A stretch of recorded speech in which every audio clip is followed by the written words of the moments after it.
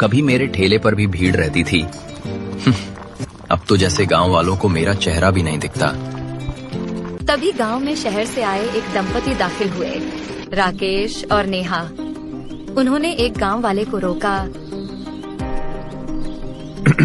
भाई साहब, हम नए आए हैं इस गांव में, नाश्ता करना है, बताइए कहाँ मिलेगा अच्छा? सबसे बढ़िया नाश्ता तो मोहन के ठेले पर मिलता है, यहीं पास में है। दोनों ने शुक्रिया कहा और चल पड़े। जब वे मोहन के ठेले के पास पहुँचे तो वहाँ भारी भीड़ लगी थी। अरे जी, यहाँ तो बहुत भीड़ है, कितना इंतजार करें।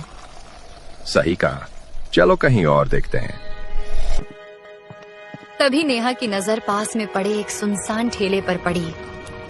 देखो उधर, वो ठेला कितना साफ है और खुशबू भी कितनी अच्छी आ रही है।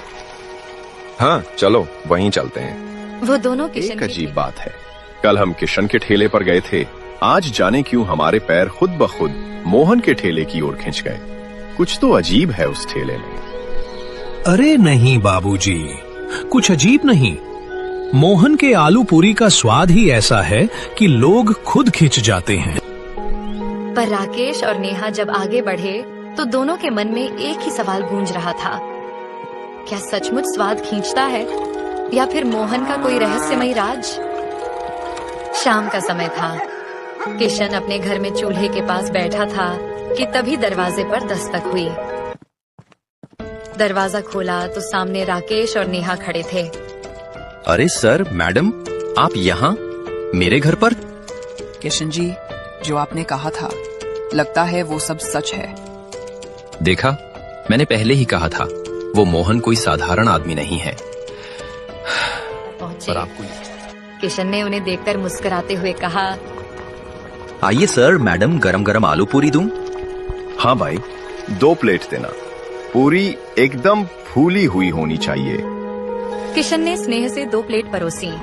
दोनों ने पूरी चखी। वाह, ये तो वाकई लाजवाब है।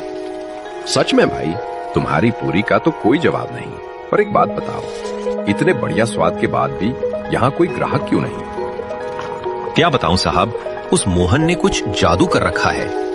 गांव वाले अब मेरे ठेले की तरफ देखते भी नहीं। आप शहर से हैं इसलिए बच गए, नहीं तो आपके पैर भी उसी के ठेले की ओर खिंच जाते। अरे भैया, ऐसा कुछ नहीं होता। अपने कर्म देखिए, जादू टोने पर क्यों दोष डालते हैं? इतना कहकर दोनों चले गए, पर उधर मोहन यह सब दूर से देख रहा था। वह तुरंत अपना ठेला समेटकर जंगल की ओर निकल। अंधेरा घिरने लगा था। जंगल के भीतर वह एक पुरानी गुफा में दाखिल हुआ। भीतर से कुछ मंत्रों की आवाज आई। हवा भारी हो गई और ठीक 10 मिनट बाद वह पसीने से तर हाँफता हुआ बाहर निकला। अगली सुबह वही शहर वाले फिर नाश्ते के लिए निकले। सुनो जी, पता नहीं क्यों मेरा मन उस मोहन के ठेले पर जाने का कर रहा है। अरे मेरा भी। कल तो मैंने कहा था वहाँ भीड़ ज्यादा है, फिर भी मुझे आज वहीं जाने का मन कर रहा है। दोनों हंसते हुए सीधे मोहन के ठेले पर पहुँचे। किशन दूर से यह सब देख रहा था। उसका चेहरा सफेद पड़ गया। तो अब उन पर भी जादू चल गया। जब राकेश और नेहा नाश्ता करके लौट रहे थे तो रास्ते में गांव के मुखिया मिल गए। कैसे हैं शहर वाले बाबू? कैसा लगा हमारा गांव? बहुत प्यारा गांव है मुखिया जी। ये आवाज मोहन की लग रही है। मुझे डर लग रहा है, वापस चलें? नहीं नेहा जी, आप पीछे नहीं हटेंगे, चलिए। तीनों धीरे धीरे गुफा के अंदर गए।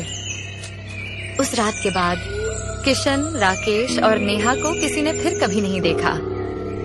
कहते हैं तीनों उसी गुफा में कैद हो गए और मोहन का राज राज ही रह गया।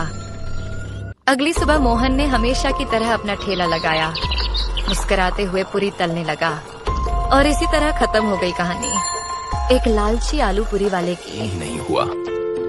अब यकीन हो गया है किशन, जो आज हमने देखा उसके बाद शक की गुंजाइश नहीं बची।